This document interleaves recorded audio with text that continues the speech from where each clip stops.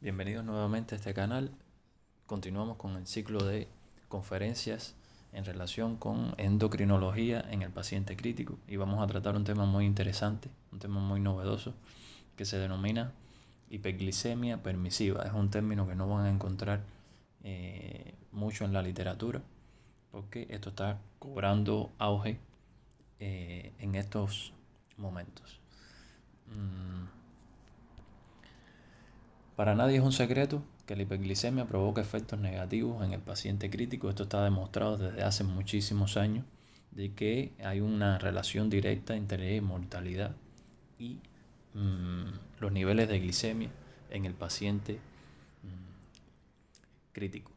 Cada día el número de diabéticos en el mundo se incrementa notablemente y esto va a venir, y ya está siendo así, va a traer consigo un incremento del número de pacientes diabéticos dentro de la terapia intensiva y en muchas ocasiones, ya sea por complicaciones propias de la diabetes o siendo parte de esta entidad de el cortejo de comorbilidades con el que se puede presentar un paciente crítico. En cuanto a el control de la glicemia dentro de terapia intensiva, esto ha transitado por distintos momentos en los últimos años. Alrededor del 2001 aproximadamente, debido a resultados de un gran estudio realizado, se comenzó a llevar un estricto control de la glicemia. Este fue el estándar que se utilizó por algunos años, un control estricto de la glicemia, mantenido, tratando de dirigir o mantener niveles de glicemia entre los 70 y los 110 miligramos por decilitro, y supuestamente debido a que este control estricto permitía disminuir la mortalidad intrahospitalaria, acortar los tiempos de ventilación, disminuía la incidencia de polineuropatía y además de infecciones intravasculares en el paciente crítico. Sin embargo, unos años después, debido a los resultados de un gran estudio multicéntrico denominado NICE-SUGAR, que es uno de los estudios más importantes que se ha llevado a cabo en el mundo de la terapia intensiva, donde se compararon un grupo que fue sometido a control estricto de la glicemia y otro grupo que fue sometido a un control más liberal, no se encontraron diferencias significativas en ambos grupos y se disminuía de manera importante la incidencia de hipoglicemia con sus nefastas consecuencias en los pacientes críticos. Por tanto, a partir de ese estudio se ha establecido como estándar un control liberal de la glicemia dirigido con un umbral de corrección que está en el orden de los 180 miligramos por decilitro, alrededor de 10 milimoles por litro, y un nivel de mantenimiento de la glicemia entre los 140 y 180 miligramos por decilitro. Esas son las recomendaciones de la American Heart Association, de la American Diabetic Association en estos momentos. Sin embargo, todos estos estudios se realizaron en poblaciones mixtas que se componían en grados variables de pacientes diabéticos y pacientes no diabéticos. Y de ahí nos podemos preguntar si este aumento de la mortalidad que se observa con el incremento de la glicemia en pacientes no diabéticos se comporta de la misma manera en los pacientes con diabetes. Desde los primeros estudios que se realizaron, algunas observaciones llamativas fueron saliendo a la luz. Aquí pueden observar una serie de 5 grandes estudios, en el que, como resumen, pudiéramos decir que en todos los pacientes, en el grupo general de pacientes, conforme iba aumentando los niveles de glicemia, se asociaba a esto una mayor mortalidad intrahospitalaria. Sin embargo, en la mayoría de los pacientes en los pacientes diabéticos se observaba que estas respuestas eran menos llamativas. O sea, el aumento de la mortalidad asociado a hiperglicemia era menos llamativo en algunos pacientes. E incluso en algunos estudios se observaba que conforme aumentaba la glicemia, los pacientes diabéticos tenían una menor mortalidad. Por tanto, a partir de aquí empezaron a surgir preguntas de qué consecuencias podría tener en los resultados de los pacientes diabéticos los niveles premórbidos de glicemia que tenían estos pacientes.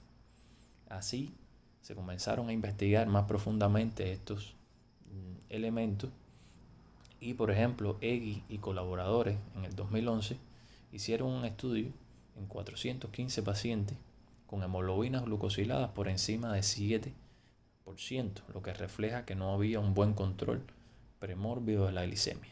Y en este estudio ellos encontraron que conforme la glicemia aumentaba por encima de 10 milimoles por litro, los pacientes tenían una menor mortalidad. Sin embargo, cuando la glicemia estaba por debajo de 9 milimoles por litro, la mortalidad se incrementaba en este subgrupo de pacientes. De la misma manera, Plummer y colaboradores realizaron un estudio en el cual se demostraba un aumento de la mortalidad de un 20% aproximadamente por cada milimol por litro que se incrementaba las cifras de glicemia por encima de los niveles considerados de normoglicemia. Pero por supuesto, esto se encontraba en los pacientes que no eran diabéticos, o se encontraba también en los pacientes que eran diabéticos pero que tenían un buen control metabólico previo, o sea que tenían niveles de hemoglobina glucosilada por debajo del 7%. Sin embargo, en el subgrupo de pacientes diabéticos con niveles premórbidos de hemoglobina glucosilada mayor de 7, no se encontró ninguna relación entre la mortalidad y los niveles agudos de hiperglicemia. Por tanto, de manera rápida, podemos sacar algunas conclusiones bastante llamativas. Que la evidencia hasta el momento pone de manifiesto que los umbrales glicémicos que están establecidos actualmente no pueden ser aplicados de manera uniforme a todos los pacientes críticos. Ya estamos viendo que claramente los pacientes diabéticos no se pueden considerar de la misma manera. También es importante, o se puede, una conclusión, que el nivel premórbido de glicemia, cuyo marcador principal es el nivel de hemoglobina glucosilada, ejerce una influencia importante ante la tolerancia a eventos de hiperglicemia aguda y tiene implicaciones importantes en la mortalidad en el paciente crítico. Además de esto, que los pacientes no diabéticos y aquellos pacientes diabéticos parecen beneficiarse del control glicémico liberal que se aplica de manera generalizada en cuidados intensivos. O sea, en eso no tenemos ninguna duda. Pero una de las conclusiones más importantes a las que podemos llegar es que los pacientes diabéticos que se encuentran mal controlados parecen beneficiarse de controles aún más liberales. Pudiéramos decir que se benefician de una estrategia de hiperglicemia permisiva, y por esto es que comenzamos la conferencia con este término que llama mucho la atención. Pues después de sacar estas conclusiones, ¿qué pudiéramos hacer? ¿Qué pudiéramos nosotros ir llevando a cabo teniendo en cuenta la evidencia que se está poniendo de manifiesto en estos momentos? Pues bueno, una herramienta muy fundamental sería poder realizar la hemoglobina glucosilada a todos los pacientes críticos o sobre todo a aquellos pacientes que sean diabéticos conocidos. Así, en aquellos pacientes que sean diabéticos conocidos y que tengan niveles de glicemia de hemoglobina glucosilada por debajo del 7%, o sea que están muy bien controlados, se debería mantener el control, el manejo liberal de la glicemia que actualmente se aplica a todo paciente crítico en cuidados intensivos. Titularlo alrededor de 180 miligramos por decilitro o 10 milimoles por litro. Pero sin embargo, aquellos pacientes que nosotros recibamos con niveles de hemoglobina glucosilada por encima de 7%, debemos ser más conservadores. No debemos tratar de corregir la glicemia y disminuirla por debajo de 10 a toda costa. Debemos permitir niveles un poco más elevados. No podemos dar una recomendación de cuánto exactamente debería ser. Lo que sí cabe esperar es que mientras peor control tengan los pacientes diabéticos, más liberal o más conservador se puede ser en la corrección de la glicemia. Este es el tema que les traía preparado. Es un tema muy interesante. Espero que si les gusta, le den like y dejen sus comentarios para poder discutir acerca de esto.